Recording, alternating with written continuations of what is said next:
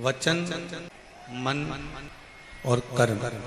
यदि हम किसी तीर्थ में जा रहे हैं, हम किसी तीर्थ में पहुंच रहे हैं, हम किसी पुण्य स्थल पर जा रहे हैं, हम किसी पवित्र स्थान पर अगर पहुंचे हैं, तो प्रयास करो कि इस मन से कोई गलत चीज सोचने में ना। भले 1 रुपए का तुम दान करो मत करो, भले आप कोई सत्कर्म करो, किसी को भोजन कराओ ना कराओ, किसी को पानी पिलाओ ना पिलाओ, किसी को कुछ दो ना दो, परंतु इतना याद, इस हृदय से, इस मन से कुछ गलत ना हो।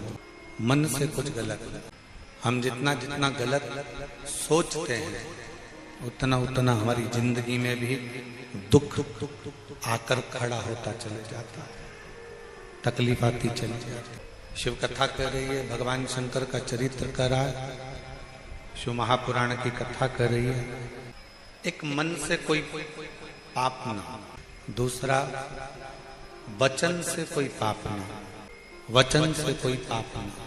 अपनी जिंदगी में कोई ऐसा शब्द, अपने जीवन में कोई ऐसा वचन, अपने जीवन में कोई ऐसा शब्द ना निकले जिससे किसी का दिल दुखे, किसी को कष्ट हो और वो पाप अपने माथे पर चढ़े।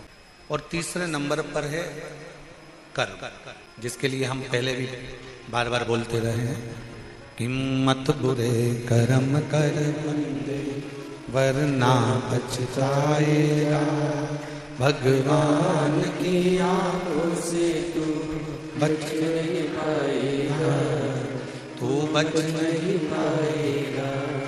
अरे ओ अज्ञानी मत कर नादानी, अरे ओ अज्ञानी मत कर नादानी, तेरे कर्म का फल भी तू ही पाएगा, जैसा किया तूने तेरे आगे आएगा।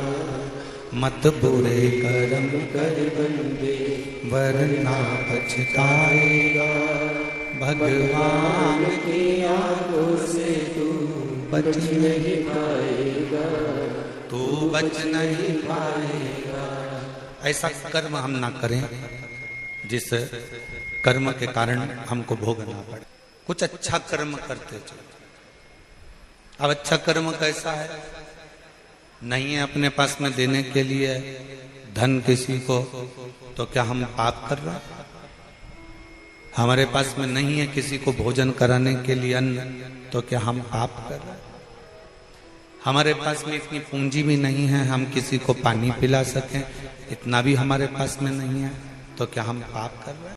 आपके पास में अन्न नहीं है देने के लिए, आपके पास में धन नहीं है देने के लिए, आपके पास में जल नहीं है देने के लिए, नहीं है ना, कोई बात नहीं, पर इतना तो कर सकते हो कि कोई अगर भंडारा कर रहा है, कोई अगर भूखे को भोजन करा रहा है, कम से कम उसके लिए आसन तो बिछा सकते हो। आसन भी नहीं है तो अपने साड़ी के पल्लू से, अपने गमछे से जगह साफ तो कर सकते हो। इतना भी नहीं कर सकते तो भोजन कराने वाला व्यक्ति जब भोजन की बाल्टी लेकर चल रहा है, कम से कम आप उसको स्पर्श तो कर सकते हो, वो भी पुण्य तुम्हारे खाते में प्राप्त हो, वो पुण्य भी तुम्हारे खाते में आ सकता है।